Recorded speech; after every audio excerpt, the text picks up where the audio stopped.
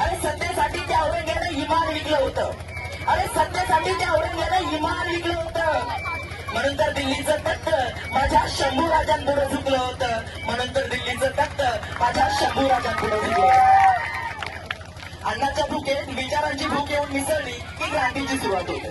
क्रांती करणाऱ्यांच्या रक्ताचे पाठ वाहू लागतात. क्रांती करणाऱ्यांच्या संसाराची राख रांगोळी होते. पण ज्यांचा क्रांतीमध्ये सहभाग नसतो अशा पुढच्या अनेक पिढ्या मात्र आनंदाने जगत असतात.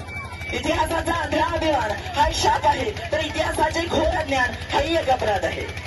इतिहासाचे यथार्थ ज्ञान ही एक वैचारिक आवश्यकता आहे आणि त्याच भूमिकेतून शिवछत्रपतींच्या चरित्र चिंतनासाठी मी उद्युक्त झालो आहे.